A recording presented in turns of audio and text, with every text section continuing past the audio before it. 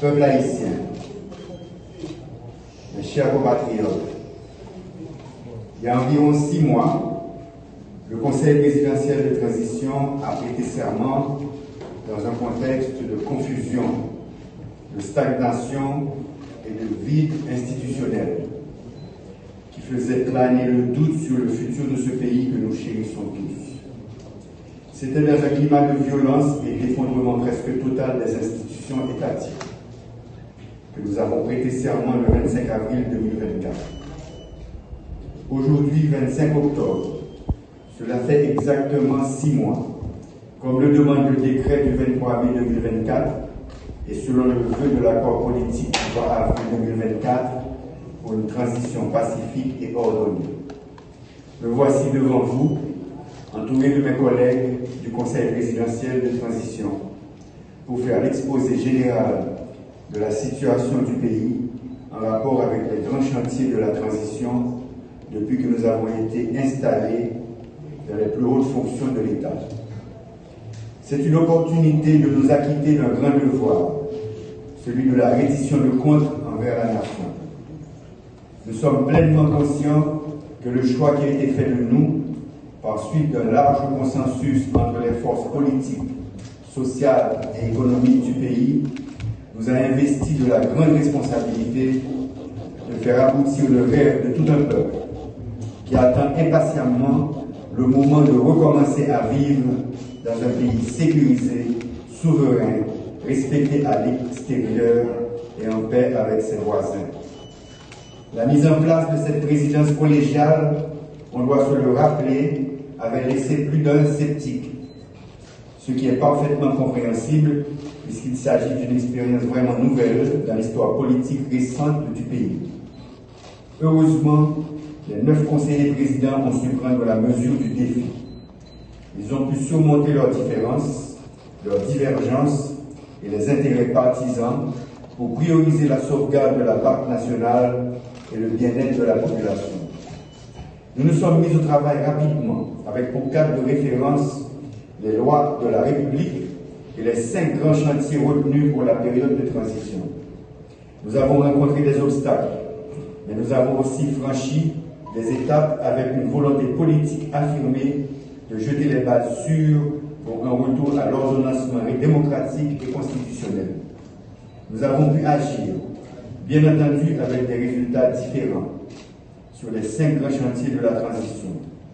En présentant ce bilan, nous sommes loin de nous donner un satisfait puisque le fossé entre la réalité et les espérances légitimes de la population est loin d'être comblé. Ce qui ne doit pas nous empêcher de saluer les efforts et les manifestations de bonne volonté qui ont surgi de part et d'autre pour accompagner le travail du Conseil présidentiel de transition. Tout ceci montre que malgré cette situation délétère, Haïti dispose encore, à travers ses dignes fils et filles, de ressources patriotiques importantes pour commencer à faire inverser cette tendance de descente aux enfers. Gouvernance. Garant de la bonne marche de toutes les institutions du pays, une fois investi, le Conseil présidentiel de transition a mené des consultations pour la désignation de l'équipe gouvernementale chargée de l'accompagner dans la mise en œuvre de cette fragile et délicate transition. Les 9 conseillers présidents avaient volontairement renoncé à choisir un Premier ministre provenant des familles politiques qui les ont désignés. L'accent a été plutôt mis sur les critères de compétence, d'honnêteté et de capacité à mobiliser toutes les ressources nécessaires pour affronter les défis qui s'imposent pendant cette période de transition. C'est ainsi qu'un groupe hétérogène, représentant différentes sensibilités politiques du pays, se trouve depuis plus de 4 mois à la direction des ministères. Nous ne cesserons jamais de remercier ces honorables citoyennes et citoyens qui ont répondu à l'appel et ont accepté de se mettre au service de la patrie dans un contexte difficile. Nous saluons leur dévouement tout en les encourageant à plus de cohésion, plus d'engagement et de concertation pour répondre aux besoins urgents de la population. Il reste encore beaucoup à faire pour redonner espoir. Nous devons agir bien et agir vite. Il y a des souffrances qui ne peuvent plus attendre. C'est pourquoi nous sommes toujours en dialogue, en consultation avec le Premier ministre, les ministres, tous les secteurs vitaux du pays, tous les partis, particulièrement les signataires de l'accord du 3 avril, pour ensemble identifier ce qui doit être corrigé, comment les corriger et quand les corriger. Nous sommes toujours à la recherche de plus d'efficacité. Comment faire plus avec moins?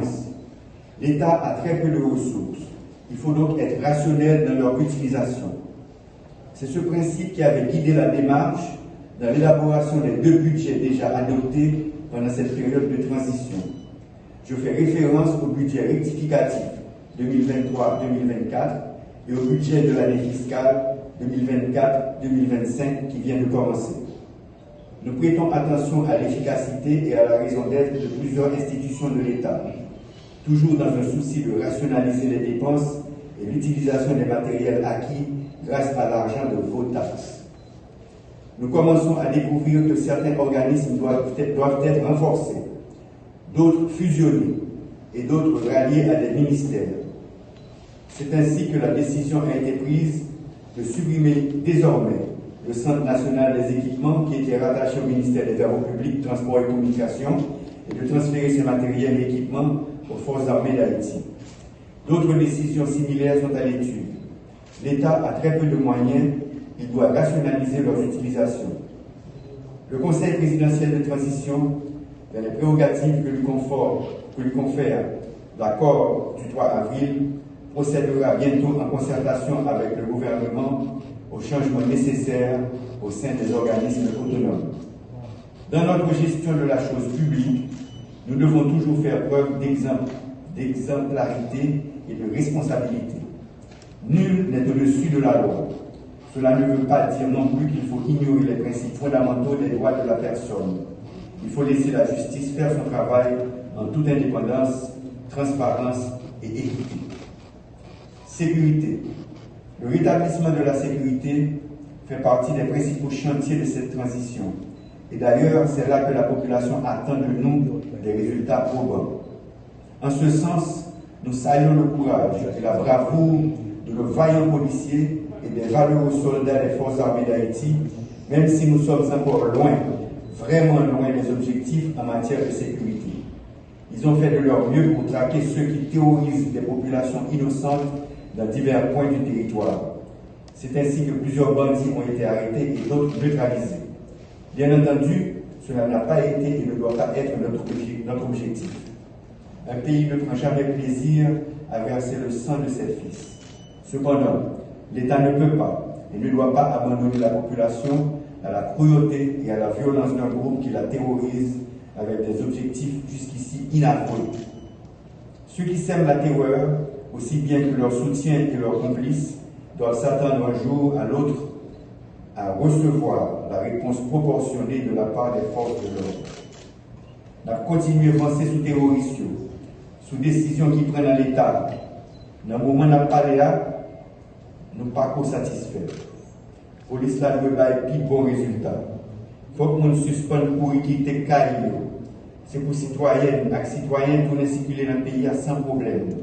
Pour nous arriver dans le résultat nous besoin, il faut que personne dans l'État ne cherche à politiser la force police là, comme la police là doit travailler en principe avec professionnalisme.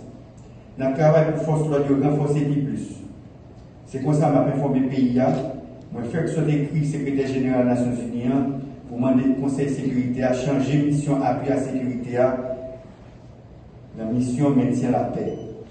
C'est une façon pour force l'ordre de joindre un plus bon support pour côté amis de la communauté internationale.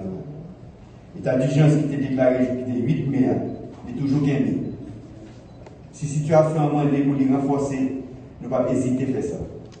Nous travaillons tout pour mettre en paix le Conseil national de sécurité Jean 3 avril a demandé ça. Pour ça qui concerne l'armée d'Haïti, c'est un gros pilier du système de sécurité pays. Soldats l'armée, mais dans quoi paix et sécurité qui je dis c'est plus gros malheur pays. Mais l'armée a besoin pour le grandir toujours. Pour ça, le conseil présidentiel là, il veut mettre un autre général en tête de l'armée. Nous avons tout profité de faire un passé dans l'état-major. Pour renforcer plus.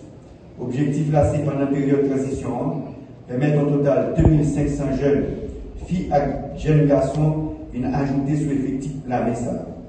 Ça m'a dit pour nous faire dépenses dans l'infrastructure, dans la caserne, dans le centre de formation. Pendant tout ça, le Conseil présidentiel travaille sur toute nécessité qui vient là. Mais tout, il faut que les gens qui sont là bien connaissent, ils ne peuvent pas faire de temps en temps. La MESA est une institution qui est là pour défendre ce territoire. C'est un beau honte pour tout le corps, une bonne déception pour le pays qui a espoir dans le ça. Les politiciens veulent faire tourner nos âmes pour satisfaire l'ambition paille. Justice. Compatriotes, pendant le mois qui se passe là, le Conseil présidentiel travaille en pile sur le dossier pouvoir judiciaire. Le pays nous réveille à pas faire sans justice jamais. Si nous voulons qu'il la violence, il faut que la justice la renforce. Il faut que le tribunal fonctionne. Il faut que le juge fait travailler avec conscience. Sans passe-pour-qui. Le Conseil présidentiel, là, depuis qu'il est installé, il prend une décision pour la justice l'arrêter indépendante. Pendant le mois qui se passe là, pas de juge ni officier judiciaire qui a dit de recevoir pression et menace pour côté pouvoir. Nous voulons pour ça continuer, nous avons fait un pile pour ça. Avec recommandation au Conseil pouvoir judiciaire, le Conseil présidentiel a travaillé en commission pour 84 magistrats pour divers tribunaux dans le pays. Gagner, c'est mandat qui renouvelé. Et l'autre, c'est promotion et rejoindre. Il faut que moi dis nous, ça fait après vérification, après vetting. Tous ces juges qui étaient dans le passé, sans problème, étape certification. Nous félicitons comme on a demandé aucun dignité de caractère, continuer le travail sans faire passeport. Justice là doit être indépendante. Mais tout, pour tout citoyen qui a besoin de justice là, qui a une justice sans casser tête. Ça veut dire l'accès à la justice là, c'est un droit grand majeur, tout le monde gagne. Il n'est pas possible pour le monde passer en pile d'années en prison sans qu'il pas une chance de passer devant le juge. Il n'est pas possible pour un monde obligé de quitter la zone de la Cali, dépenser en pile d'argent juste pour arriver côté un juge. C'est pour ça que le Conseil présidentiel de transition a pris une bonne décision d'ouvrir 5 nouveaux tribunaux dans l'arrondissement qui n'a pas gagné. Je cite le tribunal de première instance dans l'Imbé, tribunal de première instance dans Viwanamet, tribunal de première instance dans Jean Rabel, tribunal de première instance dans Beladé. Citoyens sous île la Gonave, pas besoin de Jean Bélanger pour régler les affaires justice. Ville en Sagalais, il y a tribunal de première instance Paris tout. Je vais annoncer nous. Je sais prévoir dans l'accord 3 avril là, le Conseil présidentiel là, il y a été sous pied, commission qui pourra organiser réforme système pénal pays. Haïti, c'est côté système pénal là, a fonctionné avec une loi qui est bien ancienne. Le monde a évolué. La société a évolué. Il faut que la justice a évolué tout. Nous remercions les citoyens qui acceptent de participer dans la commission qui a une responsabilité pour faire l'état de recommandation pour la justice là améliorer. Nous avons choisi, c'est les gens qui ont un pile compétence. Ils ont un temps à travailler sur un pile projet de décret. Avant longtemps, le conseil municipal va bien pour pencher sur le projet de décret. Ça fait presque un mois depuis nous avons arrêté pour mettre campé commission vérité, justice et réparation. C'est cette monde qui fait réputation dans la défense de leur monde. Il y a une responsabilité pour aider faire lumière sur un pile massacre, co-assassinat, kidnapping, avec d'autres actes malhonnêtes et criminels, sans foi ni loi qui fait. Il faut que lumière faite pour justice cabaye. C'est un élément important pour la paix et la réconciliation qu'a fait de tous côtés dans le pays. Élection. Transition doit réussir.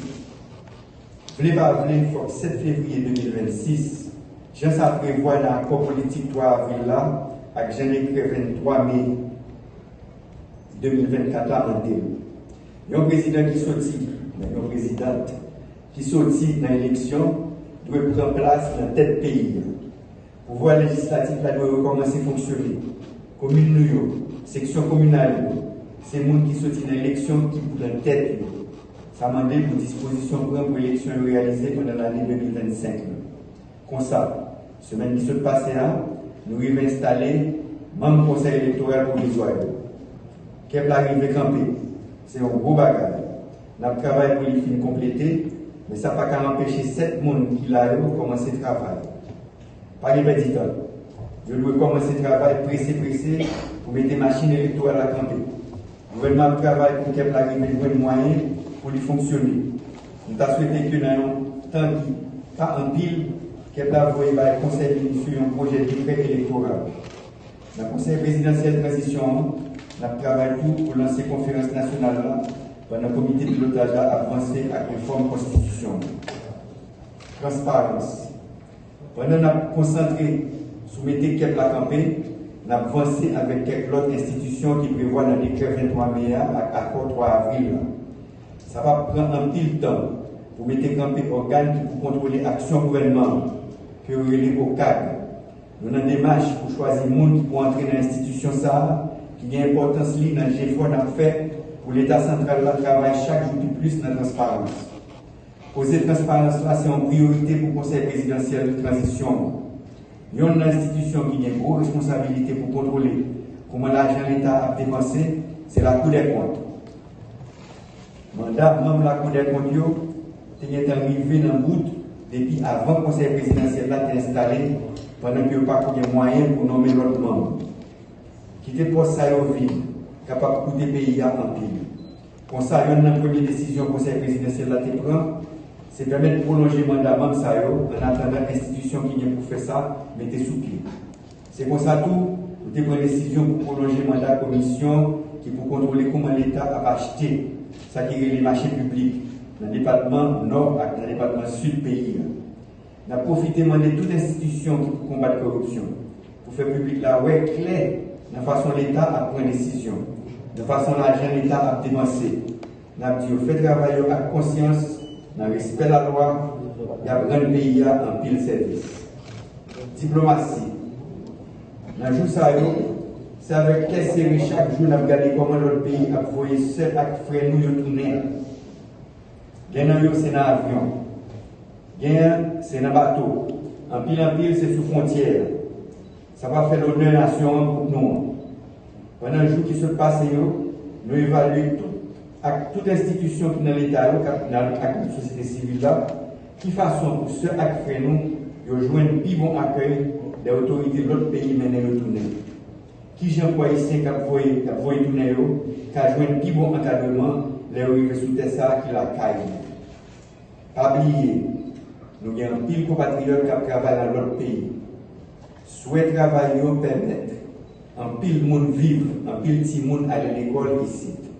Il y a besoin de protection dans le pays, côté retrouver. Pour ça, il faut que les diplomates nous soient plus bien formés, plus vigilants. La diplomatie nous a besoin d'un bon passé. Nous travaillons sur un gros plan de modernisation de la diplomatie. Mais ça ne va pas faire ni dans le bouillie vidé, ni dans la tête chaude. Ouverture des classes. Entre l'école et l'arrivée faite, nous tous connaissons dans des conditions difficiles. N'importe l'école qui va arriver à l'ouvrir. Il y a côté violence et insécurité pour permettre l'école de fonctionner. C'est un gros tête chargé pour le conseil présidentiel. Il y a côté c'est l'école qui recevoir ceux actes frères nous qui ont couru pour l'insécurité. C'est là obligé de poser, dormir pour un petit bout de temps. C'est une tristesse de nous garder des familles pile sous pile dans l'école. Ça va être le même. Le problème de sécurité à nous résoudre pour permettre de retourner à la caillou, dans le quartier, dans la ville. En attendant, nous devons traiter avec dignité et avec respect. Nous demandons au gouvernement de travailler sur un plan pour mettre toute famille salue, tous ceux qui fait nous, d'un côté, ils ont senti que la vie est meilleure pour eux. Nous saluons les parents et les familles qui font gros sacrifices pour permettre à tout le monde de jouer plein d'instructions. Professeurs et tout le monde qui travaille dans le système. Donc, gros chapeau pour GFOR la vie. C'est devoir l'État pour mettre plus l'école, employer plus de professeurs, payer autour. Nous avons un budget pour l'année 2024-2025, c'est le ministère de l'Éducation nationale qui joue un plus gros morceau. Ça montre nous place l'éducation pour période de transition. Écoliers, étudiants, universitaires, vous représentez l'avenir. Vous n'êtes pas une réserve de force de travail pour des pays étrangers, mais les artisans d'un futur plus glorieux pour ce pays, votre pays. Mettez-vous au travail. Malgré les difficultés du moment, sachant que le monde d'aujourd'hui appartient à ceux qui travaillent, celui de demain appartiendra à ceux qui se forment aujourd'hui. Chers compatriotes, l'avenir d'Haïti est avant tout entre nos mains. Nous devons le penser et le construire ensemble. J'espère que la conscience citoyenne aidera les uns et les autres à réaliser que nous avons perdu déjà trop d'opportunités et nous avons trop d'échéances à rattraper. Les prochains mois seront déterminants pour la réussite de la transition et pour avancer vers ce futur que nous, Haïtiennes et Haïtiens, caressons depuis trop longtemps. Cela va demander plus d'efforts, plus d'abnégation pour consolider nos institutions.